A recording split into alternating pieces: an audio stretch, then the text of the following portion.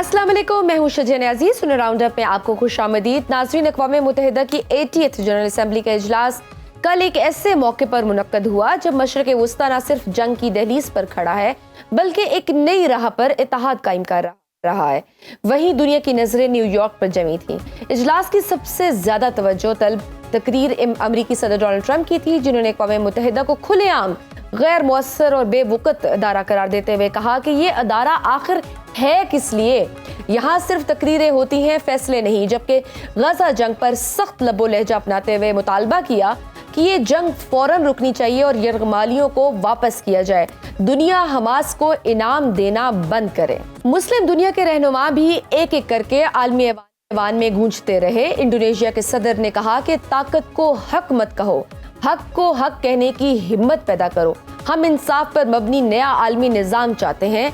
तुर्की के सदर Tayyip Erdogan ने इसराइल पर सीधी उंगली उठाते हुए कहा कि ये बर्बरियत है, ये कत्ले आम है और खामोश रहने वाले मुमालिक इस जुर्म में शरीक हैं। ट्रंप ने इजलास के बाद मुस्लिम और अरब रहनुमाओं से अलहदा मुलाकात भी की, जिसमें सऊदी अरब, कतर, तुर्की, उर्दन, इंडोनेशिया और पाकिस्तान समेत कई मुमालिक शरीक थे। एर्दोगान ने इस मुलाकात को मुफीद करार देते हुए कहा कि हमने गजा की बहाली और जंग बंदी के लिए एक अमली लाहे अमल पर बात की है।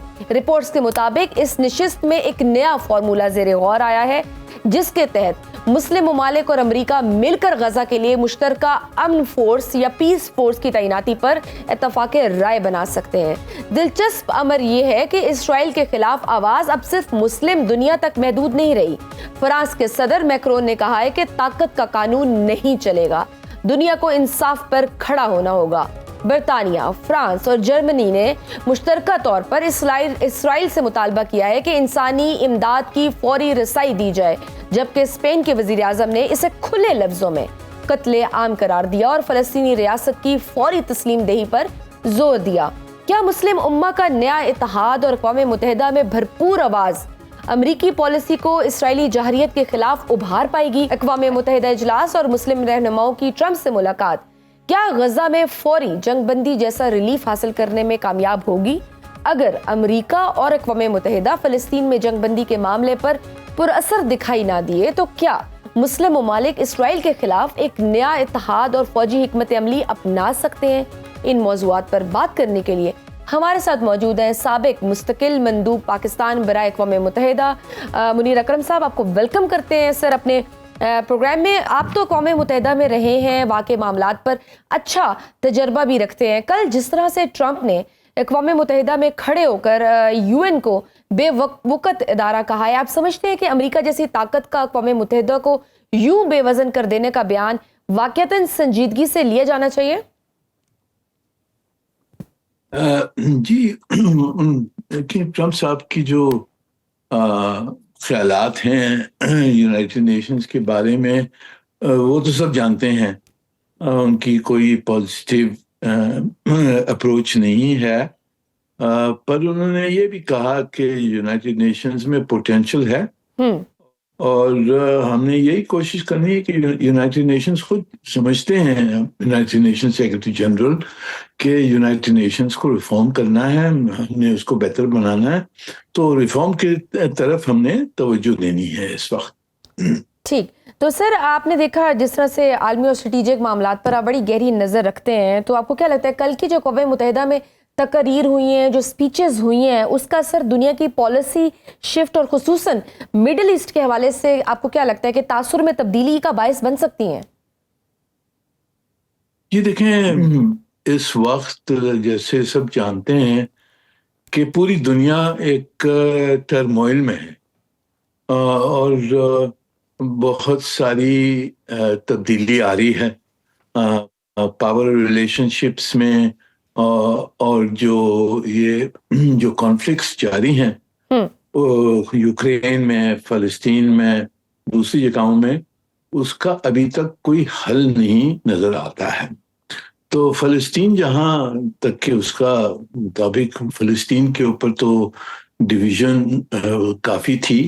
इज़राइल और यूनाइटेड स्टेट्स एक तरफ हैं और मेरे ख्याल में पूरी दुनिया दूसरी तरफ है।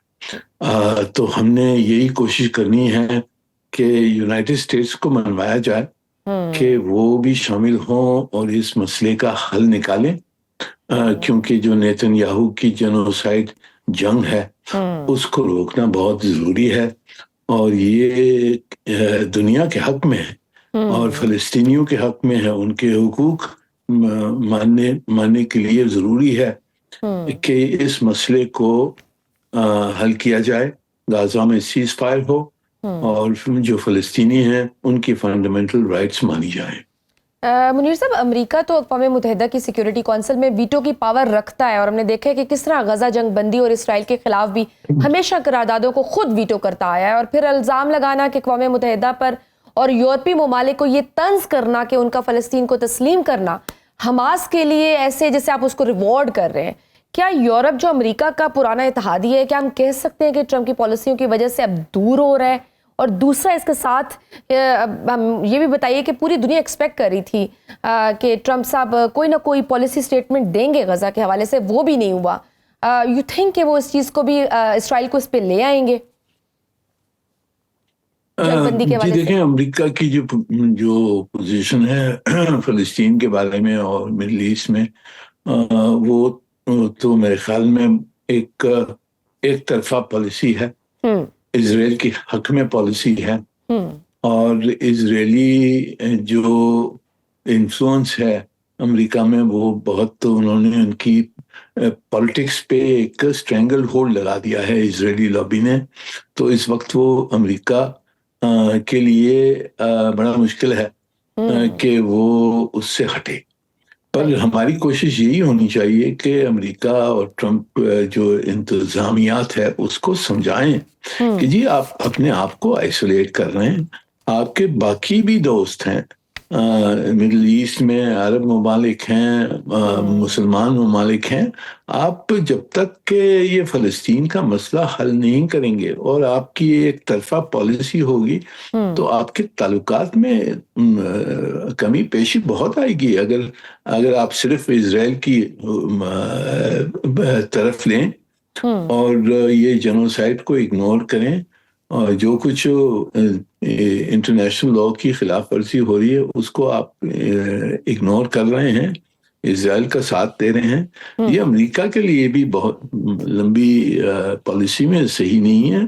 तो हमने ये ट्रंप इंतजामियात को पूरा सी समझाना चाहिए और मेरे ख्याल में ये कल जो मीटिंग हुई है अरब और ओआईसी सरबराह की ट्रंप साहब के साथ, तो आई होप कि वहाँ उन्होंने प्रेस किया है कि अमेरिका अपनी पॉलिसी बदले इसकी फ़लस्तीन के बारे में। मुनीर अकरम साहब, गुज़श्ता चंद माह से पाकिस्तान का डिप्लोमेटिक लैंडस्केप तेजी से बदल रहा है। वज़ीर आज़म शहबाज शरीफ इन दिनों अमेरिका में मौजूद हैं। सदर ट्रंप की भी शहबाज शरीफ समेत इस्लामी ममालिक के सरबराहान से मुलाकात भी हुई है। ट्रंप के साथ शहबाज शरीफ की गैर रस्मी मुलाकात की वीडियोस भी सामने आई हैं। अब इतलात आ रही है कि वज़ीर आज़म शहबाज शरीफ की कल व्हाइट हाउस में सदर ट्रंप से मुलाकात भी होगी। How significant is this meeting for Pakistan diplomatic and strategic positioning? जी, अभी तक मुझे इत्तला नहीं है कि वो मीटिंग कंफर्म हुई है नहीं हुई है, पर अगर होती है तो अच्छा है। पाकिस्तान चाहता है कि हमारे ताल्लुकात अमेरिका से बेहतर हों, पोटेंशियल बहुत है। हम चाहते हैं अमेरिका से इन्वेस्टमेंट हो, इकोनॉमिक डेवलपमेंट में कोऑपरेशन हो, काउंटर टेररिज्म में कोऑपरेशन हो। तो अगर मुलाकात होती तो ये काफ़ी अहम होगी। ठीक है सर, आपको क्या लगता है कि अमेरिकन की साइकोलॉजी को आप बेहतर समझते हैं, क्या क्या इश्यूज इसमें उठाए जा सकते हैं इस मीटिंग में, किन किन एजेंडास पे बात हो सकती है?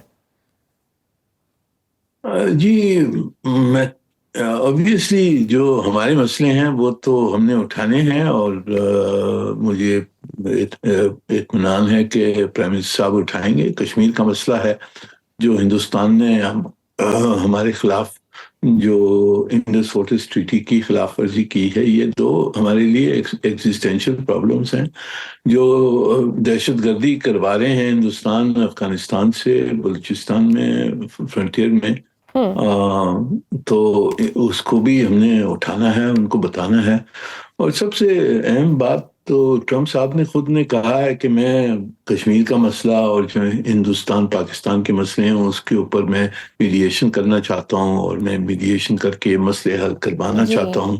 तो हमने यही पूछना है कि जी आप हम तो चाहते हैं कि आप ये करें। और हमने उनसे कहना है कि जी आपने जैसे हमें बताया था और जैसे आपने ऐलान किया है कि मैं मीडिएट करूंगा, तो हम तो चाहते हैं कि आप उसको एक्टिवेट करें, मीडिएशन को।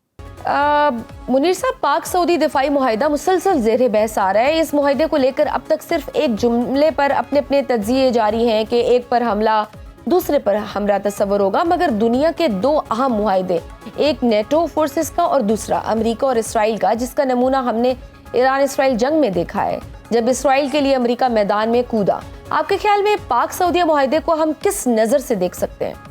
जी देखें, इसमें हमें इसको सही तरह से असेस करना है। ये जो मिडिल ईस्ट का जो जंग है, इसी के कॉन्टेक्स्ट में इसको अपना इंटरप्रेट करें। ये मुआहदा पहली चीज तो कंटिन्यूएशन है। हमारी सऊदी अरब के साथ जो ताल्लुकात हैं बहुत अरसे से अच्छे ताल्लुकात हैं, करीबी ताल्लुकात हैं, और जो ये ताल्लुकात थे उसको ये फॉर्मलाइज किया है इस एग्रीमेंट ने। दूसरी चीज कि ये एग्रीमेंट डिफेंसिव है। ये हम दोनों मुल्क जो हैं वो डिटर करना चाहते हैं कि जो हमारे खिलाफ कोई एग्रेशन ना हो, और तो ये एक डिफेंसिव एग्रीमेंट है, ऑफेंसिव नहीं है। तीसरी चीज कॉम्प्रिहेंसिव है, यानी कि ये बहुत बातें हुई हैं कि पर ये एग्रीमेंट में जो सब में अहम कोऑपरेशन होगी वो कन्वेंशनल लेवल पर होगी, और जो दो तरफा कोऑपरेशन हो सकती है उसमें बहुत पोटेंशियल है। हम एक दूसरे की मदद करके हमारी जो दिफाई कैपेबिलिटीज हैं उनको बढ़ा सकते हैं, मोस्टली कन्वेंशनल, सब कन्वेंशनल लेवल पर। और चौथी चीज, इसमें अपॉर्चुनिटी बहुत है दोनों मुल्कों के लिए अपनी सॉवरेनिटी और टेरिटोरियल इंटीग्रिटी को प्रिजर्व करने के लिए।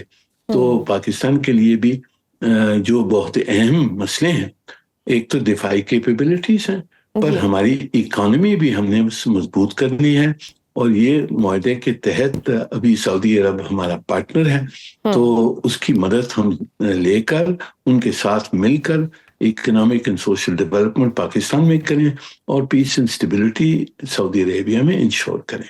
ठीक। सर, मशरिक़ वुस्ता तो बाकायदा अब ये महसूस हो रहा है कि मगरिब और अमेरिका के असर से निकल कर मुस्लिम इत्तेहाद की जानिब बढ़ रहा है, और पाक सऊदी मुआहिदे पर भी इसराइल और भारत ने इसे नेटो से तशबीह दी है। तो अगर अक़वाम मुत्तहिदा गजा पर फैसला कुन किरदार अदा करने में नाकाम रहा, तो यू थिंक कि मुस्लिम ममालिक वाकई एक मुतबादिल आलमी फोरम तश्कील दे सकते हैं?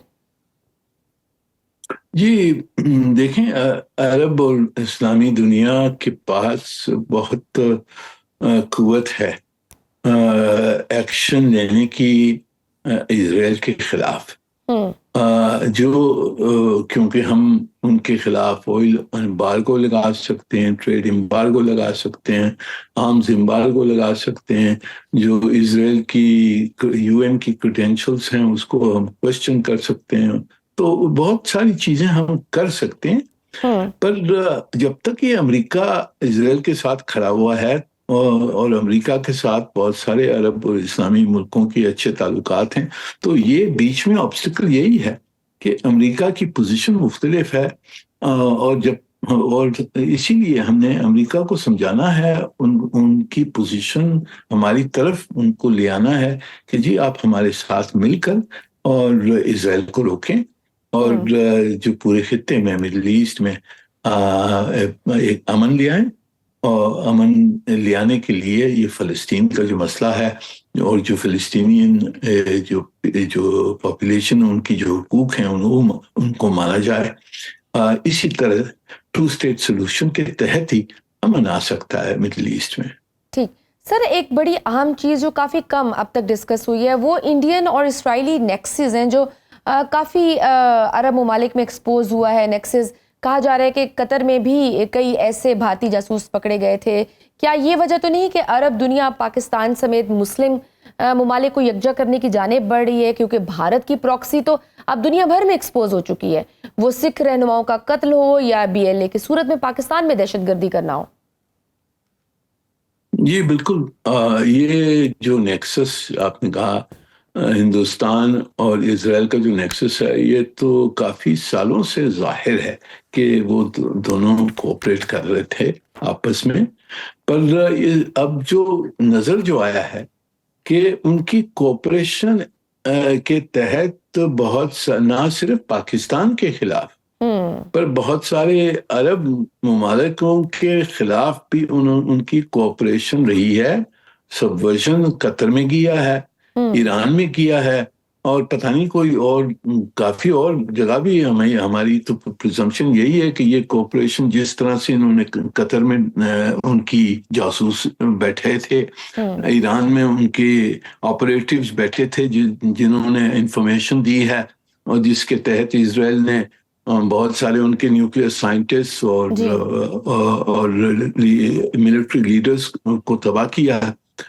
तो इस किस्म की फितना जो है हिंदुस्तान का, जो घुसे हुए हैं अरब ममालिकों में, हमने अब तो यही शुबा सबको होना चाहिए कि हिंदुस्तान जहां भी प्रेजेंट है उन्होंने कुछ ना कुछ ये इजराइल के बिहाफ में कुछ ना कुछ फितना उठाना है, तो उनको भी खबरदार होना चाहिए। और इंशाल्लाह इसके ऊपर हम आगे कोऑपरेशन अरब और इस्लामी दुनिया की आपस में होनी चाहिए कि इस तरह की जो इन्फ्लुएंस और जो सबवर्शन जो हिंदुस्तान और इजराइल दोनों साथ कर रहे हैं उसको रोका जाए हमारे मुल्कों में। सर, जिस तरह से हमें फेटिफ में डाला गया था, डोंट यू थिंक कि अब तो प्रॉक्सी वॉर्स और अब तो टेरर फंडिंग के हिसाब से इंडिया भी एक्सपोज हो गया, तो डोंट यू थिंक कि अब हमें भी ये केस लेकर जाना चाहिए इंडिया के अगेंस्ट? जी बिल्कुल, हमने तो बहुत अरसे से ये मसले उठाए हैं। सलामती काउंसिल में हमने सालों साल हम सबमिशन देते हैं हिंदुस्तान के खिलाफ, बताते हैं, एविडेंस देते हैं, पर तो हिंदुस्तान के जो दोस्त हैं वो एक्शन उसको रोकते हैं वहाँ। हमने जारी रखना चाहिए और हमने एक्सपोज करना चाहिए। कुछ OIC में हमने कोई इदारा बनाना चाहिए कि इसके ऊपर इन्वेस्टिगेशन हो और कोऑपरेशन हो कि इजराइल और इंडिया की जो सबवर्सिव एक्टिविटीज हैं उनको बंद किया जाए। इस पे हमने ऑब्वियसली कुछ इनिशिएटिव लेना चाहिए। सर, भारत और कश्मीरी अवाम में मोदी के खिलाफ नफरत बढ़ रही है। लद्दाख में एहतजाज जारी है। आज मुजाहिरीन ने लद्दाख में BJP के दफ्तर को भी आग लगा दिया और एक सिक्योरिटी फोर्सेस की गाड़ी भी नजर आतिश कर दी है। क्या ये मोदी का आखिरी वक्त है? हम कह सकते हैं कि is this the beginning of the end for Modi? जी, मैं कह नहीं सकता हूँ कि whether it is the beginning of the end. ये तो उनकी अंदरूनी जिस तरह से वहाँ उनकी पॉलिटिकल सिचुएशन बदलती है तो फिर पता लगेगा। पर ये अभी मैंने तो ये बहुत अच्छे से कहा कि ये BJP RSS की हुकूमत है। ये एक बड़ी डेंजरस एंटिटी है। हिंदुस्तान को इन्होंने एक बिल्कुल डेंजरस एंटिटी बना दिया है, टेररिज्म, असैसिनेशन, एग्रेशन करते हुए। तो अगर मैं तो चाहता हूँ कि जी अगर ये हो सकता है कि मोदी हुकूमत की ये आखिरत है तो that would be most welcome. But हम कह नहीं सकते हैं इस वक्त के अंदरूनी किस तरह से डेवलप होगा हिंदुस्तान में। ठीक, बहुत शुक्रिया मुनीर अकरम साहब हमारे साथ मौजूद थे। नाज़रीन, वक्त छोटी सी ब्रेक का, देखते रहिए Suno round up. Welcome back to Suno round up. नाज़रीन, पाकिस्तान इस वक्त इंतहाई मुश्किल दौर में है। हालिया सैलाब ने न सिर्फ खेत खलियान और देही मैशत को तबाह किया है बल्कि सनती मराकज़ और मुल्की मैशत को भी झंझोड़ कर रख दी है। हज़ारों अरब रुपए के नुकसानात, बढ़ती हुई महंगाई और खुराक की किल्लत के खदशात ने आम आदमी की जिंदगी अजीरन बना दी है। माहिरीन का कहना है कि ज़राई पैदावार में कमी और दरामदात पर बढ़ते दबाव से करंट अकाउंट खसारा मजीद 7 अरब डॉलर तक जाने का खदशा है, जिसके असरात महंगाई की नई लहर की सूरत में सामने आएंगे। तहम इसी मुश्किल वक्त में पाकिस्तान और सऊदी अरब के दरमियान होने वाला तारीखी दिफाई और स्ट्रेटेजिक मुआहिदा नई उम्मीदों के दरवाजे खोलता है। ये मुआहिदा न सिर्फ खित्ते में पाकिस्तान के स्ट्रेटेजिक किरदार को मजबूत करेगा बल्कि मुआशी मैदान में भी मुस्बत असरात डाल सकता है। सऊदी अरब में पाकिस्तानी अफरादी कुव्वत के लिए रोजगार के नए मौके पैदा होंगे, ज़र मुबादला में इजाफा होगा और विजन 2030 जैसे मंसूबे में पाकिस्तानी नौजवानों के लिए जगह बन सकती है। अगर हुकूमत दानिशमंदाना पॉलिसी के साथ आगे बढ़ी तो ये मुआहिदा सैलाब से मुतासरा मईशत के लिए एक नई जिंदगी साबित हो सकता है। क्या सऊदीया मुआहिदा पाकिस्तान की मईशत में एक अहम संग मील साबित होगा? क्या पाकिस्तान के आम आदमी को पाकिस्तान की बेहतरीन खारजा पॉलिसी के समरात मिलेंगे? इन मौजूआत पर बात करने के लिए हमारे साथ मौजूद हैं माहिर मुआशियात डॉक्टर खाकान नजीब साहब। आपको वेलकम करते हैं सुनो राउंड अप में। सर, हालिया सैलाब से सबसे ज़्यादा मुतासिर जो सूबा हुआ है वो पंजाब है, क्योंकि ये ज़राई सूबा था। आप क्या समझते हैं कि अगले साल फसलों की कमी और अजनास की किल्लत पाकिस्तान की मईशत पर कितना बड़ा डेंट डाल सकती है?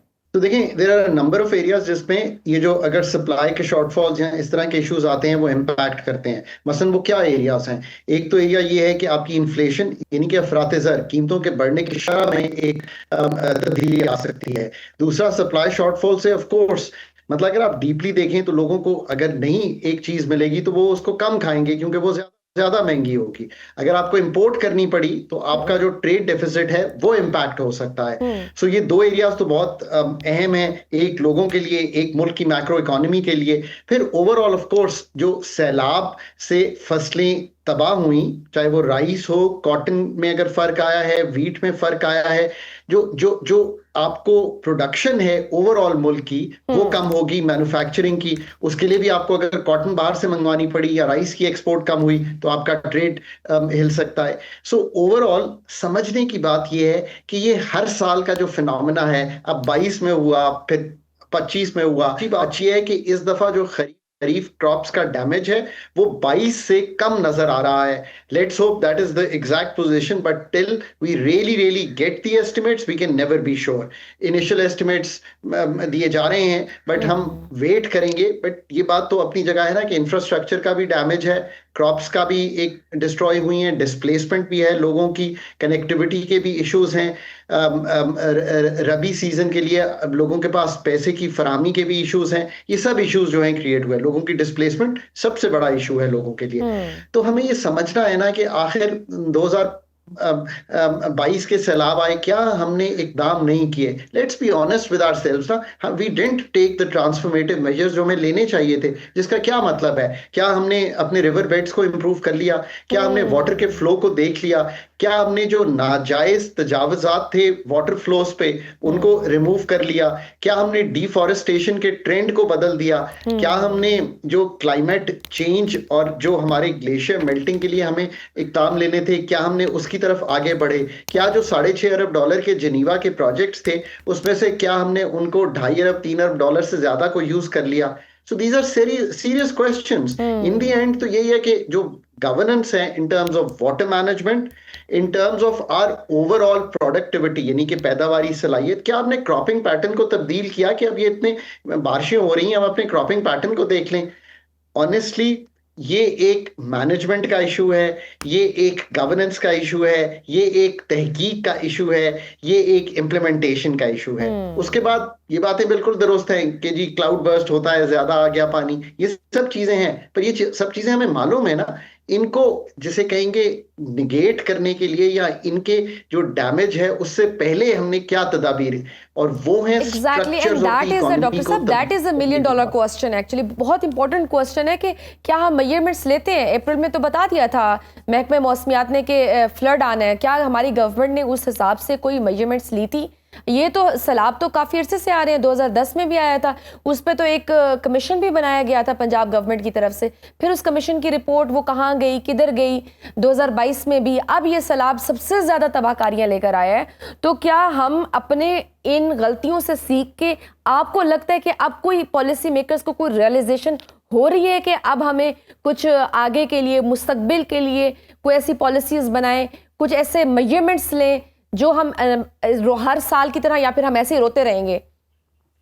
तो एक तो ये ना कि बहुत रिलाई ना करें कि हमें कोई बाहर से लोग आकर हमें हमारी वाटर मैनेजमेंट को ठीक करेंगे। ये एरिड जमीन है, सैलाब भी आते हैं, इंडस बेसिन जो है उसको स्टडी करें और ये समझें कि ये तो मतलब सदियों से ऐसे ही चल रहा है। सो अब हमने क्या करना है? क्या हमने पॉन्ड्स बनाने हैं? क्या हमने वाटर बेड्स को ठीक करना है? अब अदराक जरूर है, पर ये जो आपने कहा ना कि कमेटी बन जाती है किसी चीज को, कमेटी जी। रिपोर्ट तो अच्छी लिख सकती है, उसका भी फायदा इसलिए नहीं होता कि रिपोर्ट्स आती हैं तहकीक से, उन अदारों से जो कि रिसर्च करके, मॉडलिंग करके आपको साथ चल सकें, और गवर्नमेंट यानी कि वो अदारे जो कंसिस्टेंट हों with in the government framework. इस वक्त चारों सूबों पे एक बहुत बड़ा बोझ है। क्यों बोझ है? क्योंकि 3,000 अरब रुपए, शिजिया 3,000 अरब रुपए का एनुअल डेवलपमेंट प्रोग्राम है सूबों का। जी। वफाक के पास तो सिर्फ 1,000 अरब रुपया है। अब आप मुझे बताएं ना कि उनको कैसे यूज करना है और कैसे सॉफ्टवेयर डेवलप करना है इस सब चीजों का। अब आप कहते हैं कि जी हमारी जो किसान है उसको हमने बेहतर करना है। भाई उसकी फिर परवरिश, उसकी यील्ड्स, उसकी तहकीक, उसकी तालीम, उसको फाइनेंशियल इंक्लूजन में लाना, ये सारे काम जो हैं ये वो तो आपकी स्टेट के पॉलिसीज की पब्लिक वजह से पॉलिसी वैसे ही रो रहा है। किसान तो वैसे ही बदहाल था ना, फ्लड तो बाद में आया, उससे पहले भी वो किसान सड़कों पर ही था। सर, आईएमएफ के जायजे में भी सैलाब की तबाहकारियों को डालने के लिए भी वजीर आजम शहबाज शरीफ ने आईएमएफ की मैनेजिंग डायरेक्टर से मुलाकात में मुतालबा किया है। आप क्या समझते हैं कि इस का क्या फर्क पड़ सकता है? देखिए, ये तो आपकी तैयारी पे है। अच्छी बात है कि आप एक हायर लेवल पे उनसे गुफ्तगू करते हैं। तो आप फ्लड्स के डैमेजेस सामने रखिए।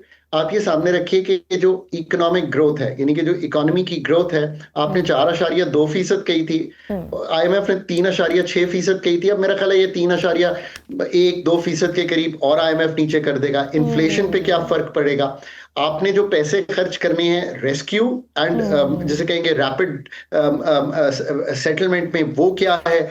आपने अगर बिजली के बिलों में कोई अगस्त में पेमेंट करनी है, क्या पैसे हैं? और फिर इस पूरे वाटर मैनेजमेंट के लिए आप क्या इकदामात लेना चाहते हैं? और वो 3,000 अरब का एनुअल डेवलपमेंट और जो पीएसडीपी हमारा 1,000 अरब का है, उसको कैसे इस्तेमाल करना चाहते हैं? सो वो जो मैक्रो फ्रेमवर्क है, फिर मेरा ख्याल है टैक्सेस की मद में भी बात करनी पड़ेगी। 14,100 अरब रुपए का जो टैक्स का एफबीआर का हदफ है, वो मुश्किल लग रहा है कि होगा। इसका ये मतलब नहीं है कि नए टैक्सेस करने पड़ेंगे। इसका मतलब ये है कि आप उनको बताइए ना कि मेरे जो करंट एक्सपेंडिचर हैं, जो कि मैं खर्च करता हूं हुकूमत चलाने के लिए, जो कि मैं खर्च करता हूं पेंशन पे, मैं क्या उसमें इकदाम करना चाहता हूं? जो मैं खर्च करता हूं उन सब्सिडीज में जिनको हमें रोकना है, जो मैं खर्च करता हूं ग्रांट्स में, उनको कैसे रोकना है? क्या पीएसडीपी के वो काम है जो 1,000 अरब में मैंने नहीं करने, बिकॉज ये सूबों के पास चला गया है।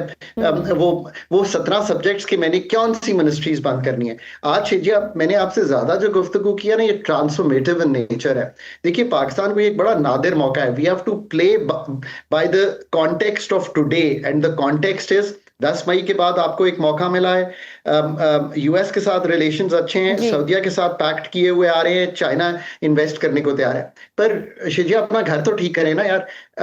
Let's get the energy sector functioning. कौन सी प्राइवेटाइजेशन आपने दिखाई है? कौन सा रेगुलेटरी गिलोटीन है जिससे आपने कहा है कि हमने इतना क्लीन अप कर दिया है कि आज शिजिया जाके बिजनेस करना चाहें तो वो कहेंगी कि पहले मुझे 100 अप्रूवल्स लेनी पड़ती थी, आज 30 पे आ गई हैं। ये this is what really matters. दुनिया भी इसी से अट्रैक्ट होगी। पाकिस्तान में बहुत सलाहियत है ग्रो करने की, पर वो जो फ्रेमवर्क ऑफ ग्रोथ है कि हम कोई लार्ज मैन्युफैक्चरिंग लगाकर ग्रो कर जाएंगे, ऐसा नहीं होगा। नाजरीन, वक्त है छोटी सी ब्रेक का, देखते रहिए सुनो राउंडअप। वेलकम बैक टू सुनो राउंडअप। कल ही वज़ीर आज़म साहब की न्यूयॉर्क में वर्ल्ड बैंक के सदर से भी मुलाकात हुई है और रिपोर्ट्स ये हैं कि वर्ल्ड बैंक के सदर ने पाकिस्तान के इस्लाहती इक़दाम की तारीफ तो की है, लेकिन वहीं हमने देखा है कि आलमी बैंक की जो हालिया रिपोर्ट है वो कहती है कि पाकिस्तान में महंगाई गुज़श्ता 3 सालों में 7% बढ़ी है। तो कौन से ऐसे इस्लाहती काम है जिनकी तारीफ हुई है? क्योंकि गुर्बत भी देखें तो गुर्बत भी 25.3% हो गई हुई है, वो बढ़ गई हुई है। आप रियल एस्टेट का सेक्टर देख लें, वो बैठ रहा है, आपकी इंडस्ट्री बैठ रही है, आपकी ज़राअत बैठ रही है। कहाँ किधर जा रहे हैं? आपको लगता है बाकी कोई इस्लाहत हो रही हैं? देखिए, पाकिस्तान में ना जो मौका इस वक्त है वो 78 ईयर्स में एक नादिर मौका है। आपने बहुत अलाइन कर लिया है अपनी इकोनॉमिक डिप्लोमेसी से बहुत से ममालिक को, मल्टीलैटरल्स भी आपके साथ चल रहे हैं, बट ये आपको एक वक्त और स्पेस दे रहा है। जो आपने वर्ड यूज किया, क्या आप एनर्जी सेक्टर को, क्या आप प्राइवेटाइजेशन को, क्या आप मुल्क की पैदावारी सलाहियत को बढ़ाने के लिए, क्या आप मार्केटें बनाने के लिए, क्या आप कंपटीशन होने के लिए, क्या आप ये सारे काम कर सकते हैं? इसका ये मुनस्सर आप पे है, ये मुनस्सर किसी भी एक्सटर्नल बाहर के स्टेक होल्डर पे एग्जैक्टली नहीं है। ये काम मुल्कों में लोकल डॉक्टर्स ने करने हैं। और जो सेकंड इम्पॉर्टेंट बात है, लॉन्ग टर्म ग्रोथ आपके उन बच्चों से आएगी जो कि जिनके रिजल्ट्स अच्छे नहीं हैं। जब हम देखते हैं कि वो 10वीं जमात का बच्चा क्या कर सकता है और उसको क्या करना चाहिए, या 7वीं जमात का या तीसरी जमात का, इसी तरह अगर 40% स्टंटिंग है तो उसको हल कैसे करना है, अगर माल न्यूट्रिशन के मसाइल हैं, अगर 2.5 करोड़ बच्चा बाहर है, ये है poverty reduction in the long run. Pakistan में job creation, opportunity creation, that is the policy frameworks that have to come in. Inclusive growth का मतलब ये होता है कि आप ऐसे मौके पैदा करें कि ये 2 से 3 मिलियन जो यूथ एंटर करता है, ये एम्प्लॉयड भी हो, अपना काम भी करे, बाहर भी जाए जरूर, इनोवेट भी करे, और मुल्क में एक जिसे कहते हैं ना, एक प्रोडक्टिव सिटीजन बन के रहे। लेकिन सर अभी यूथ तो पाकिस्तान हमारा इस तरफ मायूस जा हो रहा है नहीं ना। अभी आप ये सिर्फ 2025 के 6 महीने के अगर आप फिगर्स देखें तो 3,36,000 से 3.5 लाख तक के यूथ जा रहा है यहाँ से, मायूस होके ब्रेन ड्रेन हो रहा है। और कंसर्निंग पॉइंट ये कि वो डॉक्टर्स हैं, वो नर्सेज हैं, वो स्किल्ड जो प्रोफेशनल्स हैं, वो जा रहे हैं मायूस होकर। This is a very truly important point. और इसमें एक चीज मैं IMF को, आपने पूछा ना पाकिस्तान को क्या कहना चाहिए, उनको कहना चाहिए कि जो इनकम टैक्स की शरह है ऑन इनकम्स अर्न्ड या नॉन सैलरीड पे, वो बहुत ज्यादा है। और वो अगर आप स्कैंडिनेवियन ममालिक की तरह रखेंगे तो मतलब जो मिडल ईस्ट का कंपटीशन है जिसमें 0 से लेके 10% है और हम 40% तक ले गए हैं उसको, टैक्स को, तो फिर लोग बाहर जाने की एक ये भी वजह ऐड हो गई है on top of the other reasons जो आपने बयान किए। अब वही मौका है, अगर पब्लिक सेक्टर की कैपेबिलिटी ट्रांसफॉर्मेटिव बिल्ड की जाएगी तो ये डिलीवरी होगी। फाइनेंस इकोनॉमिस्ट ने चलाना है, एनर्जी सेक्टर इलेक्ट्रिकल इंजीनियर से लेके उन लोगों ने चलाना है जो इसकी समझ रखते हो। पाकिस्तान का सोशल सेक्टर साइंटिस्ट्स का काम है करना।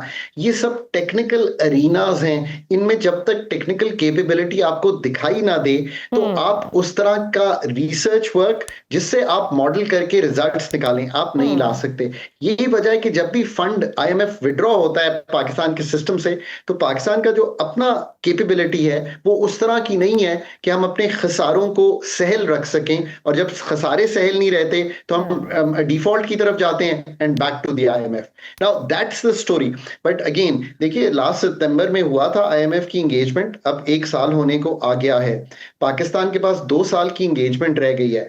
देन उस दिन खड़े होके जब मैं आपसे ये कहूंगा कि $25 अरब चाहिए आपको अगले साल जब IMF साथ नहीं होगा, तो अगर ये सारी इस्लाहाती अमल से गुजर नहीं गए होंगे तो it will be very difficult for you to be able to muster this kind of money.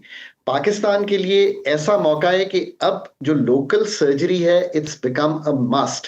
Pakistan की कंपेटिटिवनेस, ये रिपोर्ट्स अच्छी हैं कि आपने रिपोर्ट ले ली कि पॉवर्टी बढ़ गई है, एनेक्डोटली अगर मैं वैसे ही बात करूं तो मुझे मालूम है ना कि देखिए ना हमारे कर्जे डबल हो गए हैं सर। और दूसरा, अब ये करंट अकाउंट खसारा बढ़ने की भी पेशगोई हो रही है कि $7 अरब तक ये जा सकता है खसारा। तो आपको क्या लगता है ये जो सऊदीया मुआहिदा हुआ है ये किस हद तक इस दबाव को कम कर सकता है? लोग कह रहे हैं कि ये मुआहिदे से शायद हमारी मईशत बेहतर हो जाए। आप समझते हैं कि इस मुआहिदे के असरात आम आदमी पर होंगे?